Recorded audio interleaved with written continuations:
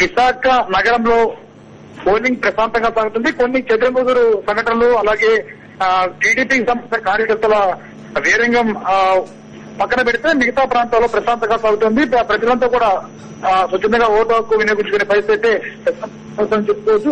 విశాఖ లోక్సభ స్థానానికి సంబంధించి అభ్యర్థిగా వైఎస్ఆర్ కాంగ్రెస్ పార్టీ గౌరవ అధ్యక్షురాలు విజయమ్మ పోటీ చేయడం జరుగుతుంది. ఓటరుగా తన ఓటు హక్కును వినియోగించుకుని తన బాధ్యతను నెరవేర్చుకుని హుటాహుటిన తన సొంత నియోజకవర్గం విశాఖ నియోజకవర్గానికి చేరుకునే ప్రస్తుతం పలు ప్రాంతాల్లో పర్యటిస్తున్నారు. ఉదయమైతే గాజువాక ప్రాంతం గాజువాక నియోజకవర్గంలోని కొత్త గాజువాక హై స్కూల్ రోడ్లోని కొన్ని పోలింగ్ సెంటర్లతో పాటు పశ్చిమ నియోజకవర్గంలోని మల్కాపురం, శ్రీహరిపురం, ప్రకాష్ నగర్ అలాగే జనతా కాలనీ ప్రాంతాల్లోని పోలింగ్ కేంద్రాలను కూడా పరిశీలించి అక్కడ పోలింగ్ సరళిని తెలుసుకోవడం జరిగింది.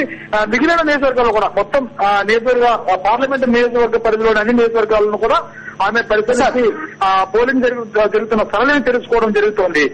క్రాంతి ప్రసాద్, అలాగే చెప్పండి, విశాఖ ఈస్ట్ వంశీ యాదవ్ ని చంపేస్తామని ప్రత్యర్థి పార్టీలు బెదిరించిన నేపథ్యంలో అతన్ని పరామర్శించడానికి విజయమ్మ వెళ్లారా? అలా కుదిరిందా?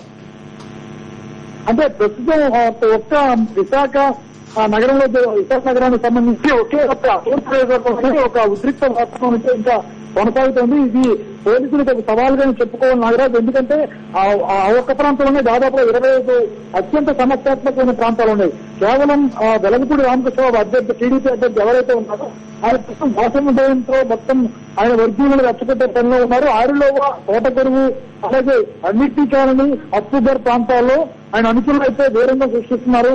చివరి నిమిషం వరకు ఏం జరుగుతుందో అన్న భయానకమైన వాతావరణం అయితే ఉంది. మొత్తం జనావళి ఓటింగ్ సరళి బట్టి చూస్తుంటే ఏదైతే తనకు అనుకూలంగా లేదని తెలియడంతో హల్చల్ చేసి పౌరు క్షేత్రంలో రంగంలో తీసుకున్న వాతావరణం కనిపిస్తోంది.